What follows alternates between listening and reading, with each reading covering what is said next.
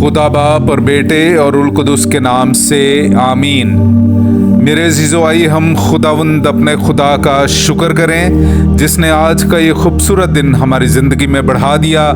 تو آئیے عزیزو، ہم آج کے دن کا آغاز بائبل مقدس میں سے پاکماں کلیسیا کی چنی ہوئی تلاوتوں سے کرتے ہیں۔ توبیہ بادشاہ سے زیادہ خدا سے ڈرتا تھا۔ ہمارے لیے آج کی پہلی تلاوت توبیہ کی کتاب، اس کا پہلا باب پہلی سے دوسری اور پھر دوسرے باب کی پہلی آیت سے لے کر 9ویں آیت تک۔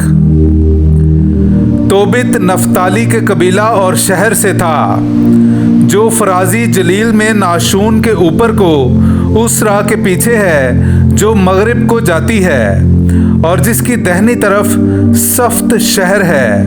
وہ شاہ اشور ان مصر یعنی سرجون کے عہد میں جلا وطن کیا گیا، لیکن گو وہ جلا وطنی میں تھا، اس نے راستی کی راہ کو ترک نہ کیا۔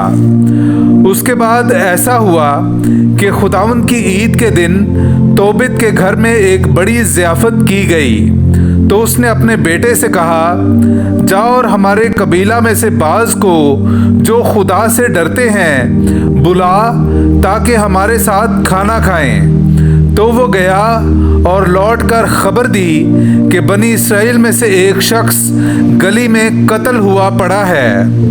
جب توبت نے یہ سنا تو جلدی کر کے اپنی جگہ سے اٹھا اور کھانا چھوڑا اور بھوکا ہی ناش کے پاس پہنچا۔ تب وہ اسے اٹھا کر چپکے سے اپنے گھر میں لے گیا، تاکہ جب سورج ڈوب جائے تو خبرداری سے اسے دفن کر دے۔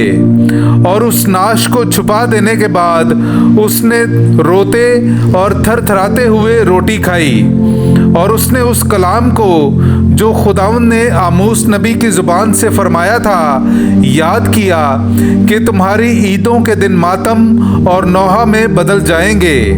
اور جب سورج ڈوبا تو وہ گیا اور اسے دفن کیا۔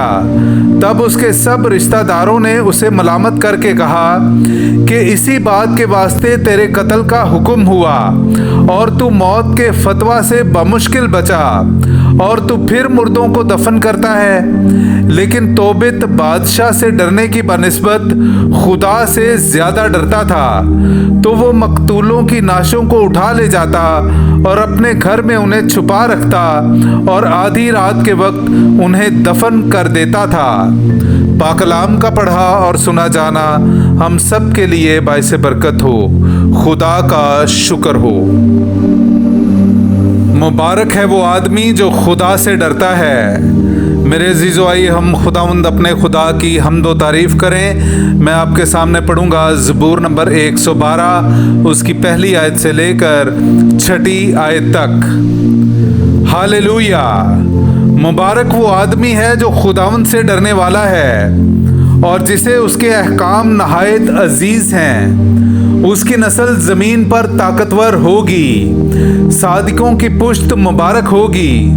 اس کے گھر میں مال اور دولت ہوگی، اور اس کی سخاوت ابد تک رہے گی۔ وہ راستکاروں کے لیے تاریکی میں گویا نور طلوع ہوتا ہے۔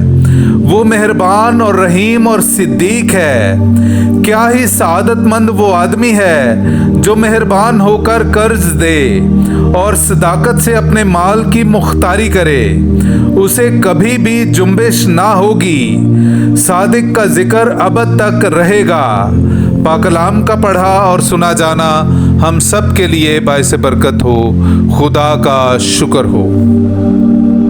ہاللویا!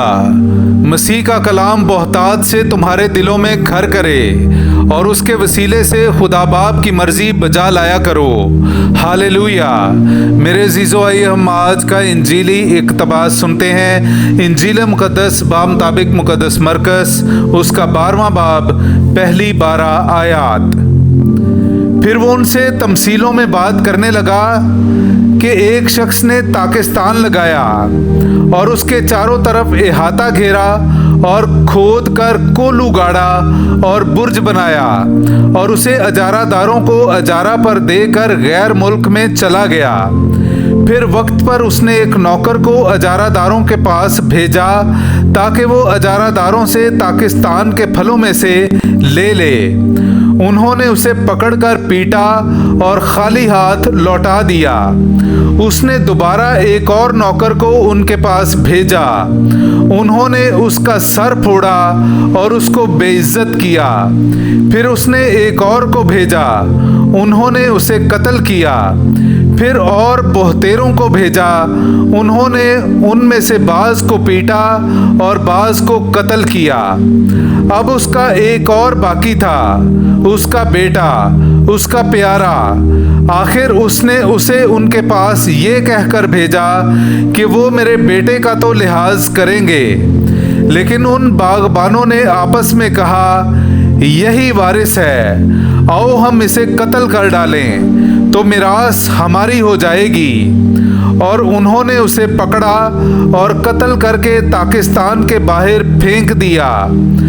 پس تاکستان کا مالک کیا کرے گا؟ وہ آئے گا اور ان باغبانوں کو ہلاک کر کے تاکستان اوروں کو دے دے گا۔ کیا تم نے یہ نوشتہ بھی نہیں پڑھا کہ جو پتھر معماروں نے رد کیا وہی کونے کا سرا ہو گیا؟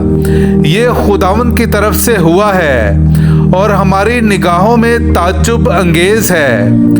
تب وہ اسے پکڑنے کی کوشش کرنے لگے، مگر وہ عوام سے ڈرتے تھے، کیونکہ وہ سمجھ گئے تھے کہ اس نے یہ تمثیل ہمارے ہی حق میں کہی ہے۔